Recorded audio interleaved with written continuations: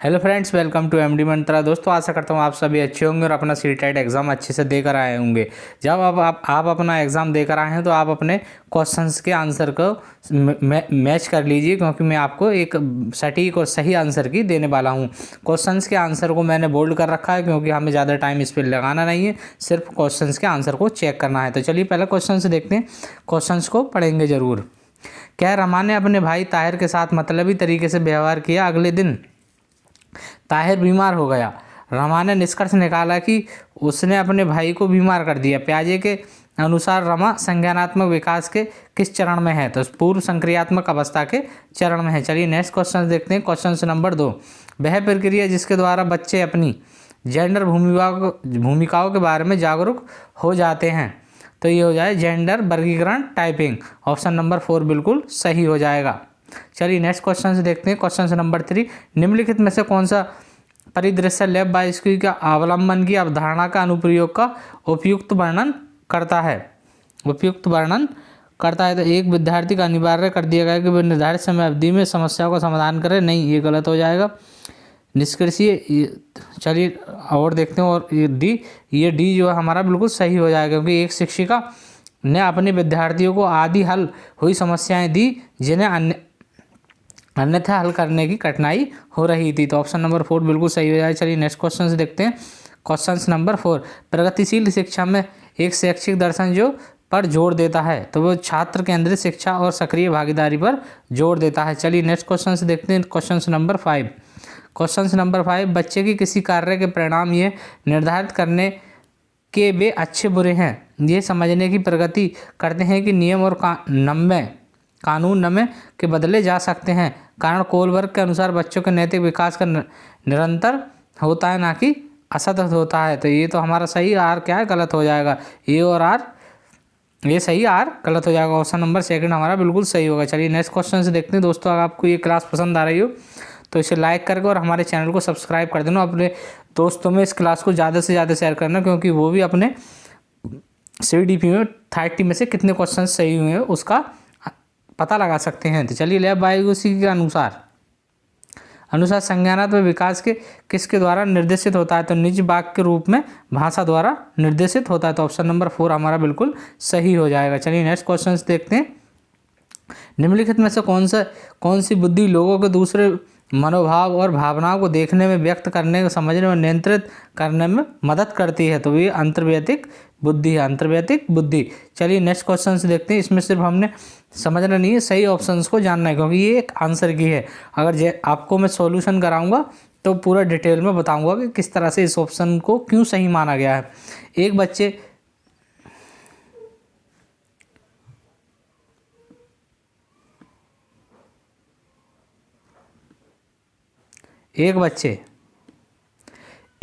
का पहला अनुभव और साथ ही लड़की का लड़का होने का मतलब क्या है कि अपेक्षाएं किससे आती हैं? परिवार से आती हैं। काय से? परिवार से आती हैं। क्वेश्चन, रचनात्मक मूल्यांकन की एक आवश्यक विशेषता है वर्ष के अंत में परीक्षा नहीं, शिक्षार्थियों के लिए मूल्यांकन मानदंड का स्पष्टीकरण। चलिए नेक्स्ट क्वेश्चन से देखते हैं। लेखन वैकल्य है एक क्या है? व्यक्तिगत विकार, शारीरिक विकार। इस तरह के मैंने काफ़ी सारे क्वेश्चंस आपको क्लासेस में कराए थे। ये हो जाएगा आध्यात्मिक अक्षमता। ऑप्शन नंबर 3 हमारा बिल्कुल सही हो जाएगा। चलिए नेक्स्ट क्वेश्चन देखते हैं। क्वेश्चन नंबर 11, एक शिक्षक को कक्षाओं में प्रतिभाशाली बच्चों की जरूरतों पर ध्यान में रखना चाहिए। संज्ञानात्मक, सामाजिक और भावनात्मक को रखना चाहिए। ऑप्शन नंबर 3 हमारा बिल्कुल सही हो जाएगा। चलिए क्वेश्चन नंबर 12 का आंसर देखते हैं। क्वेश्चन नंबर 12 का, सीखने की अक्षमता वाले छात्रों को पढ़ाने के लिए शैक्षणिक दृष्टिकोण का उदाहरण है बहुसंवेदी रणनीतियों का उपयोग करना। जी, ये बात सही है। सीखने के लिए मानकीकृत लक्ष्य, ये गलत हो जाएगा।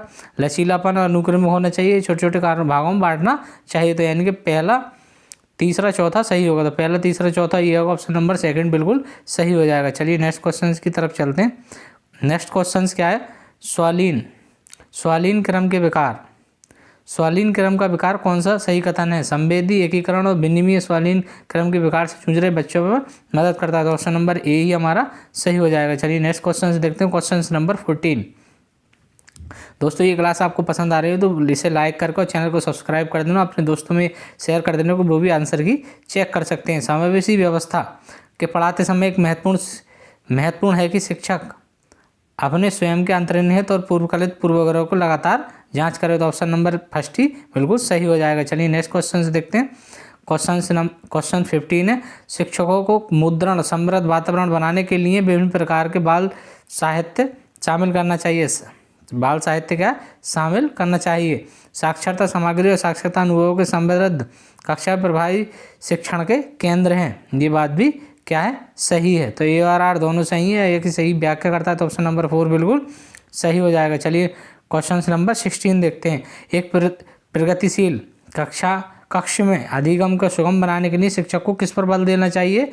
चिंतनशील सोच पर बल देना चाहिए। चलिए नेक्स्ट क्वेश्चन की तरफ चलते हैं।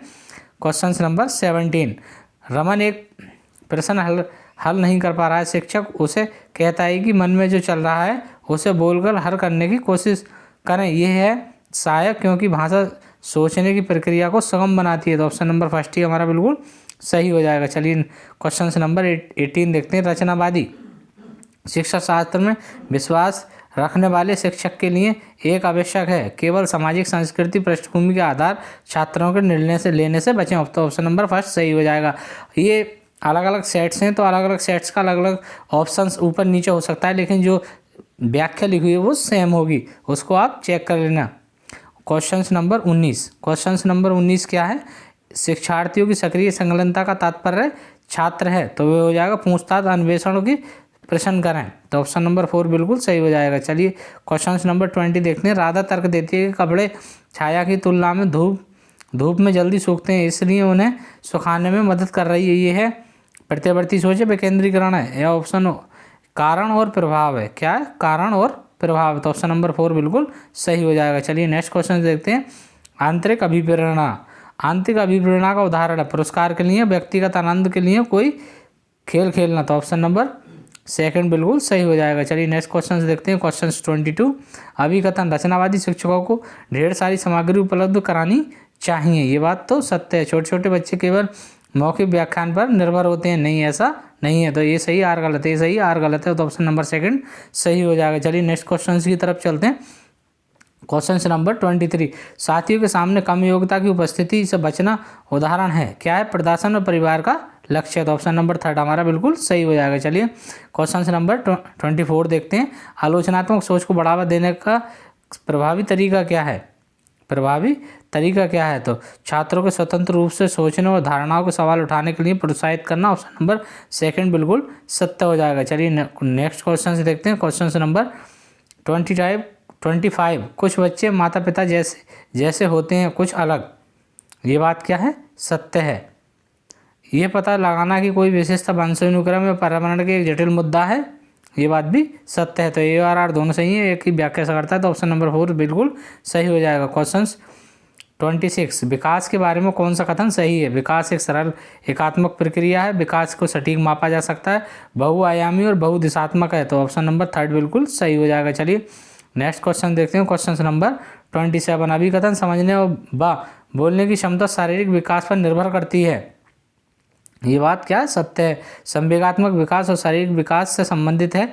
जी हाँ, ए और आर दोनों सही है, लेकिन व्याख्या नहीं करता, तो ऑप्शन नंबर फर्स्ट ही सही हो जाएगा। चलिए नेक्स्ट क्वेश्चन से देखते हैं। क्वेश्चन नंबर 28, अधिकांश बच्चे 5-6 सुसंगत वाक्य कब बोल सकते हैं? वो 5 साल के होंगे तब ये बोल सकते हैं। चलिए नेक्स्ट क्वेश्चन से देखते हैं। नेक्स्ट क्वेश्चन क्या है? लैब बायोकोशिकी के अनुसार जैसे जैसे बच्चे बढ़ते हैं उनकी भाषा विकसित होती है, तो ये मौखिकरण से आंतरिक वाक्य की तरफ जाता है। चलिए नेक्स्ट क्वेश्चन देखते हैं। जीन पियाजे ने संज्ञानात्मक विकास को किस तरह घटित होने वाला बताया? 3 प्रगतिशील स्तरों में नहीं, 4 गुणात्मक प्रगतिशील विभिन्न अवस्थाओं में। तो ऑप्शन नंबर 4 बिल्कुल सही हो जाएगा। ये हमने CDP के 30 क्वेश्चंस कर लिए। आप बताइए कि 30 में से आपका स्कोर 30 आया या फिर कम आया। जितना भी आया वो कमेंट सेक्शन में आपको हमें बताना है। चलिए मिलते हैं एक नेक्स्ट वीडियो में नेक्स्ट मैथ्स की आंसर की लेकर। तब तक देखते रहिए आप FT मंत्रा ऑफिशियल।